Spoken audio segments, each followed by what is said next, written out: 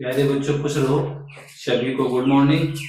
Tagore children student online classes में आप लोगों का एक बार हार्दिक स्वागत है। व्यवसाय अध्ययन में हमारा दूसरा चैप्टर चल रहा है और मेन टॉपिक जो इसका है वो व्यवसायिक संगठन के स्वरूप, इसके बारे में अध्ययन हम लोग कर रहे थे। इसमें जो अपना मेन टॉपिक चल रहा है वो है एकल स्वामित्व है व्यवसाय।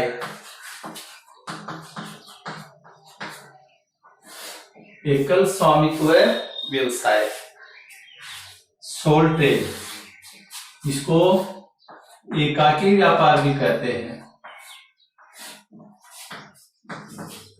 एकाकी व्यापार के नाम से भी इसको जाना जाता है। व्यवसायिक संगठन के जो विभिन्न स्वरूप हैं उनमें से पहला ये चल रहा है सोल ट्रेड। इसकी विशेषताएं मैंने कल आपको बताई थी, एक बार फिर बता दें। एकल स्वामित्व व्यापार व्यवसायिक संगठन की वह संस्था होती है। एकल स्वामित्व व्यापार व्यवसायिक संगठन की वह स्वरूप है जिसका प्रबंध, संचालन, नियंत्रण या शासी एक ही व्यक्ति के द्वारा होता है। इसका प्रबंध करने वाला भी एक ही व्यक्ति है, संचालन करने वाला भी एक व्यक्ति है, नियंत्रण करने वाला भी एक है, जोखिम उठाने वाला भी वही होता है, लाभ भी उसी का होता है, सब कुछ उसी का होता है। तो ये होता है एकल स्वामित्व व्यवसाय। आज हम इसकी जो उपयोगिता है, एकल स्वामित्व व्यवसाय की जो महत्व या गुण है उनके बारे में अध्ययन करेंगे। वह एकल स्वामित्व व्यवसाय के महत्व या हम इसको लक्षण भी कह सकते हैं। एकल स्वामित्व व्यवसाय के महत्व कौन कौन से होते हैं? वर्तमान समय के अंदर 85% से अधिक हमारे देश में एकल स्वामित्व व्यवसाय है। छोटी प्रकृति के व्यवसाय हैं, चाहे वो रेहड़ी लगाने वाले हो, चाहे जनरल स्टोर हो, चाहे ब्यूटी पार्लर की दुकान हो। इस प्रकार के छोटे मोटे जो व्यवसाय हैं 85% से आज भी एकल व्यापारी हैं जो देश की अर्थव्यवस्था में महत्वपूर्ण भूमिका निभाते हैं। तो एकल स्वामित्व व्यवसाय के जो गुण हैं, जो लक्षण हैं, उपादेयता है या जो लाभ है, इसके निम्नलिखित बिंदु द्वारा समझा जा सकता है। पहला जो है सुगम स्थापना,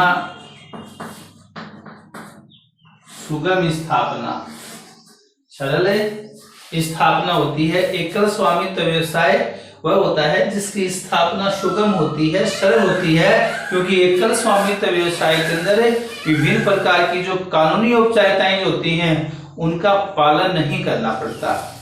एकल स्वामित्व व्यवसाय जो होता है उसके अंदर विभिन्न प्रकार की जो औपचारिकताएं हैं सरकार के द्वारा, इसके लिए अधिक कानून या नियम जो होते हैं वो नहीं बनाए गए हैं। इसलिए इसके खाते वगैरह जो होते हैं उनके रखने की भी आवश्यकता नहीं होती, इनका प्रकाशन वगैरह भी नहीं करना पड़ता। इस प्रकार से एकल स्वामित्व व्यवसाय जो होता है वो सुगम स्थापना होती है, स्थापित करना सरल होता है। सुगम स्थापना है तो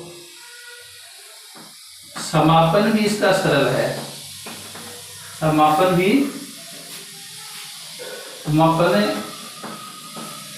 करना भी आसान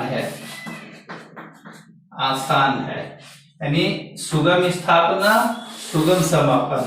एकल स्वामित्व व्यवसाय है उसका समापन भी आसान होता है। एकल स्वामित्व व्यवसाय का समापन करने के लिए किसी भी प्रकार की कानूनी औपचारिकताओं की आवश्यकता नहीं होती, जिस प्रकार से कंपनी के लिए होती है। कंपनी का समापन भी कानून के द्वारा होता है और कंपनी की स्थापना भी कानून के द्वारा ही होती है। लेकिन एकल स्वामित्व व्यवसाय जो होता है इसमें समापन करना आसान होता है, क्योंकि इसके लिए किसी प्रकार की वैधानिक नियम कानून वगैरह जो आदि होते हैं उसकी पालना नहीं करनी पड़ती। तीसरे नंबर का जो आता है वो आता है शीघ्र निर्णय। शीघ्र निर्णय, शीघ्र निर्णय, क्विक डिसीजन। एकल स्वामित्व व्यवसाय का जो महत्व है वो होता है क्विक डिसीजन, शीघ्र निर्णय। एकल स्वामित्व व्यवसाय के अंदर निर्णय लेने वाला एक ही व्यक्ति होता है। एकल स्वामित्व व्यवसाय के अंदर, एकाकी व्यवसाय के अंदर निर्णय लेने वाला एक ही व्यक्ति होता है। उसे अन्य किसी की सलाह या परामर्श लेने की आवश्यकता नहीं होती। इस प्रकार से जब भी व्यवसायिक अवसर व्यवसाय के अंदर उत्पन्न होते हैं, उसी के अनुसार शीघ्र निर्णय, तुरंत निर्णय लेकर के और व्यवसायिक अवसरों का लाभ उठाया जा सकता है। इस प्रकार से एकल स्वामित्व व्यवसाय में शीघ्र निर्णय की महत्ता होती है, भूमिका होती है। चौथा जो आता है वो है सूचना की गोपनीयता। सूचना की गोपनीयता, सूचना की गोपनीयता, सूचना की गोपनीयता। एकल स्वामित्व व्यवसाय में सूचना की गोपनीयता होती है। एकल स्वामित्व व्यवसाय जो होता है वो एक ही व्यक्ति के द्वारा चलाया जाता है और व्यवसाय की सभी प्रकार की जो सूचनाएं जो होती हैं वो व्यापार के स्वामी तक सीमित रहती हैं, क्योंकि एकल स्वामित्व व्यवसाय में सभी जो जानकारियां होती हैं वो एक ही व्यक्ति होती हैं। इकोनॉमिक कंडीशन कैसी है, लेनदार कितने हैं, देनदार कितने हैं, स्टॉक कितना है, सभी प्रकार की जो सूचनाएं हैं उनकी गोपनीयता रहती है, जिसका एकल स्वामित्व व्यवसाय के द्वारा उसका फायदा उठाया जा सकता है। इस प्रकार से सूचना की गोपनीयता होने से उसकी आर्थिक स्थिति अगर कमजोर भी होती है तो लोगों को उसका पता नहीं होता, जिसका फायदा उसको मिल जाता है। और कई लोग उसकी आर्थिक कंडीशन अच्छी मान करके बैंक से लोन वगैरह लेना है, ये लोगों से देशी बैंकर्स होते हैं, उनसे कोई ऋण की सुविधा वगैरह प्राप्त करनी है तो सूचना की गोपनीयता से उसके अंदर महत्वपूर्ण जो बिंदु होते हैं उसका फायदा उठाया जा सकता है। एक तो इसके अंदर क्या आता है वो आता है प्रत्यक्ष प्रोत्साहन,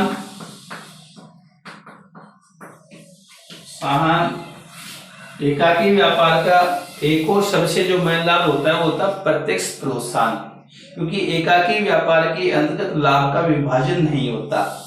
एक व्यक्ति के द्वारा जितना अधिक लाभ कमाया जाता है वो उसी का होता है, जितने अधिक मेहनत परिश्रम लगन से कार्य करता है उसी को फायदा मिलता है।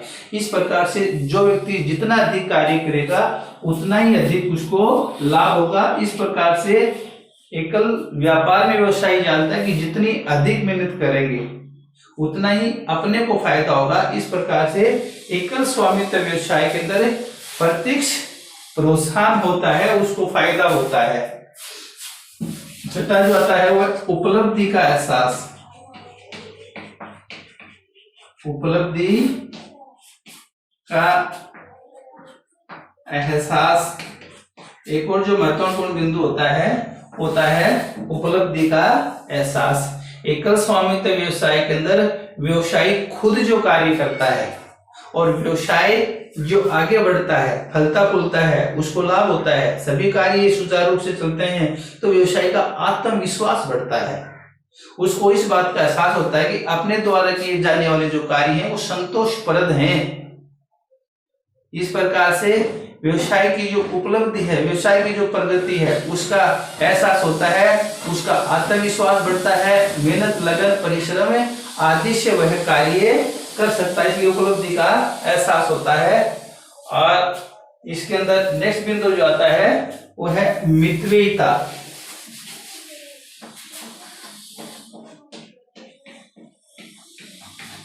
मितव्ययिता, मितव्ययिता एक और है व्यवसाय के द्वारा व्यवसाय में सभी प्रकार के जो कार्य होते हैं वो उस समय व्यवसाय के द्वारा किए जाते हैं और ऐसे में दायित्व भी होता है। उसको मालूम है कि व्यवसाय में अगर ज्यादा जो खर्चे होंगे तो उसी को हानि होगी। इस प्रकार से व्यवसाय जो होता है सभी प्रकार के जो घटक होते हैं, सभी प्रकार के जो तथ्य होते हैं उनको ध्यान में रख के ही उसके द्वारा कार्य किए जाते हैं।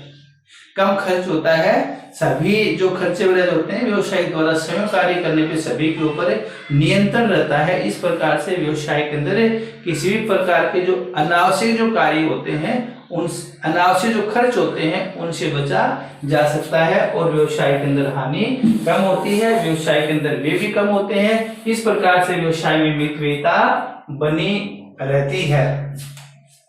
एक इसके अंदर आता है व्यवसाय की स्वतंत्रता। व्यवसाय की स्वतंत्रता, एकल स्वामित्व व्यवसाय जो होता है वो एक ही व्यक्ति द्वारा चलाया जाता है, पूर्णतः स्वतंत्र होता है, सभी कार्य एक ही व्यक्ति के द्वारा किए जाते हैं। इस प्रकार से वह व्यवसाय किसी भी व्यक्ति के दबाव में नहीं होता और व्यवसाय की जो पूर्ण स्वतंत्रता होती है वो इसके अंतर्गत बनी रहती है, किसी प्रकार की कोई भी दिक्कतें नहीं होती। एक होता पूर्ण नियंत्रण भी हम लोग बता सकते हैं। पूर्ण नियंत्रण, एकल स्वामित्व व्यवसाय का प्रबंध संचालन नियंत्रण जो होता है वो एक ही व्यक्ति के द्वारा किया जाता है, उसी का प्रबंध होता है, उसी का संचालन होता है, सारे कार्य उसी के द्वारा होते हैं। इस प्रकार से व्यवसाय अपने मन मर्जी से व्यवसाय के ऊपर जिस प्रकार का नियंत्रण उसको चाहिए उसी प्रकार का नियंत्रण वह स्थापित कर सकता है। एकल स्वामित्व व्यवसाय में एकाकी व्यवसाय ऐसा होता है इसमें जिसमें व्यवसाय पूर्ण नियंत्रण कर सकता है। उसके बाद में एकल स्वामित्व व्यवसाय की जो सीमाएं हैं उनके बारे में हम लोग पढ़ेंगे। दोष इसके जो आते हैं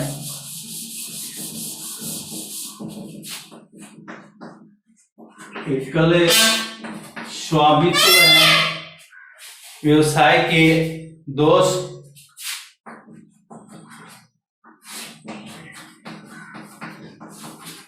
व्यवसाय के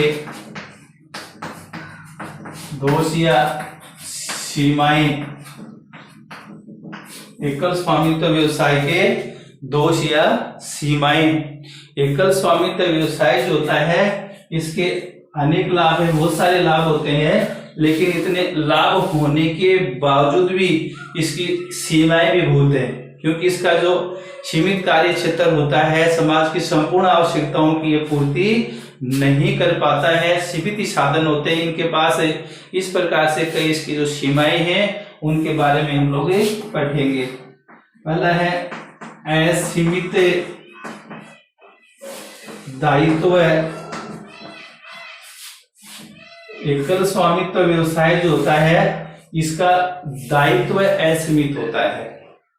लिमिटेशन जो इसकी रिस्पॉन्सिबिलिटी जो होता है, असीमित दायित्व का अर्थ होता है कि व्यवसाय में अगर हानि होती है तो व्यापारिक देयताओं के लिए व्यापार से जो रुपए मांगने वाले होते हैं, व्यापार के जो दायित्व होते हैं वो अगर चुकाने पड़ते हैं तो व्यापारिक परिसंपत्तियों के साथ साथ निजी संपत्तियां भी सेफ नहीं रहती हैं। यानी अपने मांगने वालों के लिए व्यापार की जो परिसंपत्तियां संपत्तियां होती हैं वो सभी को बेचने के बाद दायित्व का भुगतान कर देते हैं। फिर भी अगर कुछ शेष रह जाता है तो ऐसी कंडीशन में व्यापारी की जो निजी संपत्तियां होती हैं जैसे कार है, प्लॉट है, मकान है, खेत वगैरह जो होते हैं ये भी सुरक्षित नहीं होते। इसलिए असीमित दायित्व जो होता है वो एकल स्वामित्व व्यवसाय के लिए हानि होती है। उसके बाद में एक आती है सीमित पूंजी। सीमित साख, सीमित पूंजी। एकल स्वामित्व व्यवसाय की सबसे बड़ी जो हानि होती है वो होती है सीमित पूंजी। एकाकी व्यवसाय को चलाने वाला एक ही व्यक्ति होता है, इस प्रकार से उसकी जितनी कैपेसिटी होती है उतनी वह पूंजी लगा सकता है। साझेदारी व्यवसाय की तुलना में या कंपनी की तुलना में इसकी जो पूंजी होती है वो बहुत ही सीमित होती है, इसलिए बड़े पैमाने की उत्पादन की जो वस्तुएं होती हैं वो उससे प्राप्त नहीं होती हैं। बड़े पैमाने के उत्पादन की जो वस्तुएं होती हैं वो उसे प्राप्त नहीं होती है, क्योंकि सीमित पूंजी होने के कारण समाज की सभी आवश्यकताओं की पूर्ति नहीं कर पाता।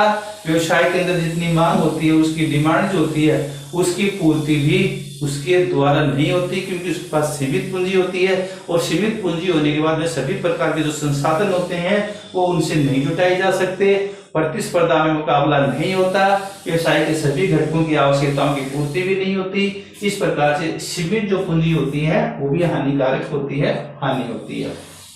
सीमित साख एक और जो महत्वपूर्ण इसकी सीमाएं होती हैं, एकाकी व्यापारी की जो गुडविल जो होती है वो शाख होती है, वो भी कम होती है, क्योंकि एक ही व्यक्ति होता है और एक ही व्यक्ति का जो विस्तार होता है, एक ही व्यक्ति की जान पहचान होती है, वो बहुत ज्यादा नहीं होती। इस प्रकार से अगर व्यापार की साख ज्यादा होती है तो ज्यादा फायदा होता है, लेकिन एकल स्वामित्व होने के कारण, एक ही व्यक्ति होने के कारण इसकी जो साख होती है वो सीमित होती है, ज्यादा नहीं हो पाती। इसके बाद में आता है सीमित प्रबंध योग्यता। चौथे नंबर पे जो आता है सीमित प्रबंध योग्यता। एकल स्वामित्व व्यवसाय जो होता है सीमित प्रबंध योग्यता या सीमित कौशल भी हम लोग कर सकते हैं। एकल स्वामित्व व्यवसाय जो होता है उसके अंतर्गत व्यवसायी जो होता है इसमें सीमित प्रबंध योग्यता होती है, क्योंकि इसमें एक ही व्यक्ति के द्वारा प्रबंध किया जाता है, एक ही व्यक्ति के द्वारा डिसीजन लिया जाता है। अगर एक से ज्यादा व्यक्ति होते हैं तो आपस में विचार विमर्श करके, एक दूसरे से परामर्श करके, एक दूसरे से विचार विमर्श करके निर्णय ले सकते हैं। इसलिए एक ही व्यक्ति के होने के कारण उसकी सोचने की जो क्षमता होती है, प्रबंध करने की जो क्षमता होती है वो सीमित होती है। पांचवा आता है उतावले निर्णय।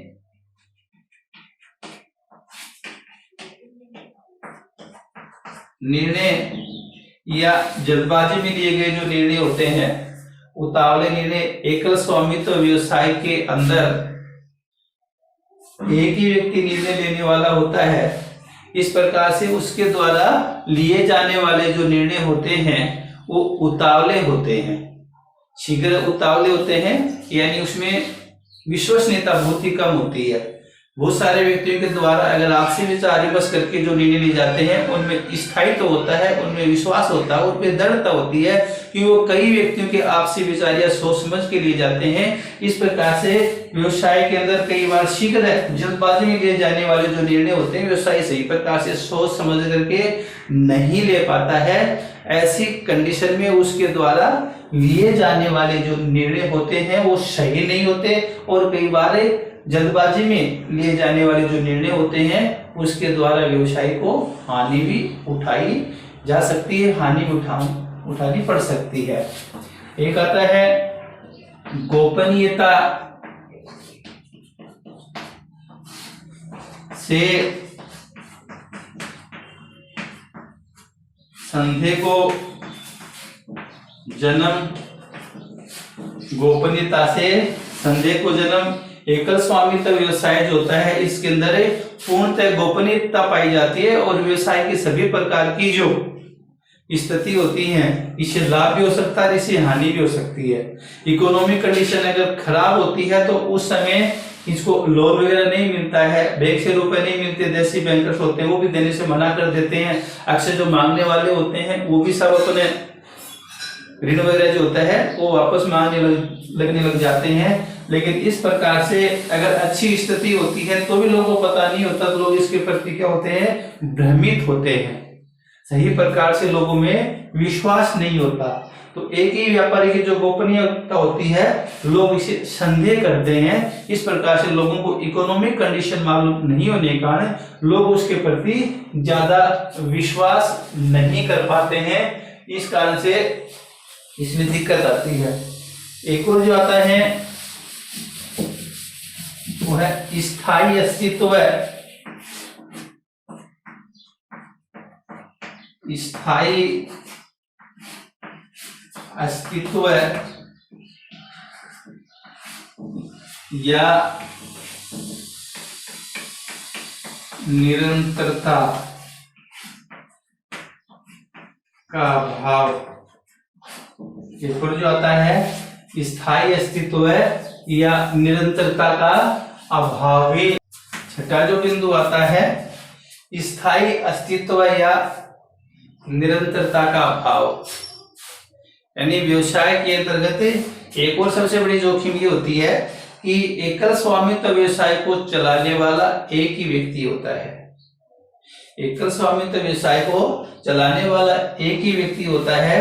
अकस्मात अगर कभी उसको कोई शादी में जाना होता है या घर पे कोई काम हो जाता है तो इसमें क्षति होती है, या मान लीजिए कि कई बार इस प्रकार भी देखने को मिलता है कि कोई दुर्घटना वगैरह उसमें अगर मृत्यु भी हो जाती है तो ऐसी स्थिति में एकल स्वामित्व व्यवसाय जो होता है वो चौपट हो जाता है, वो बंद हो जाता है। इस प्रकार से इसके अंदर दूसरे व्यवसायों की तुलना में निरंतरता नहीं पाई जाती, ये लगातार नहीं चलता, इसका जो जीवन काल जो होता है वो बहुत ही कम होता है। सातवां जो आता है वो है बड़े पैमाने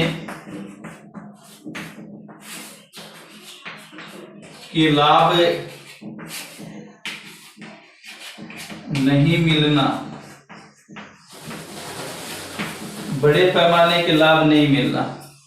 एकल स्वामित्व व्यवसाय के अंदर एक और जो महत्वपूर्ण बिंदु आता है वो होता है कि इसकी पूंजी जो है वो सीमित होती है, प्रबंध भी सीमित होता है, प्रबंध भी सीमित कौशल होता है, पूंजी भी कम होती है, संसाधन भी इसके पास सीमित होते हैं। इस प्रकार से एकल स्वामित्व व्यवसाय जो होता है इसमें बड़े पैमाने, जिस प्रकार से कंपनी वगैरह उन्हें बड़े पैमाने के जो लाभ मिलते हैं, अधिक उत्पादन के अधिक बिक्री होते हैं, बहुत ज्यादा जो लाभ होता है वो जो बचतें होती हैं वो इसमें नहीं हो पाती। इस प्रकार से बड़े पैमाने की जो बचतें होती हैं उनका जो लाभ होता है वो भी इसके अंतर्गत नहीं मिल पाता है। तो ये आज हमने एकल स्वामित्व व्यवसाय के बारे में हम लोगों ने पढ़ा काफी विस्तार से।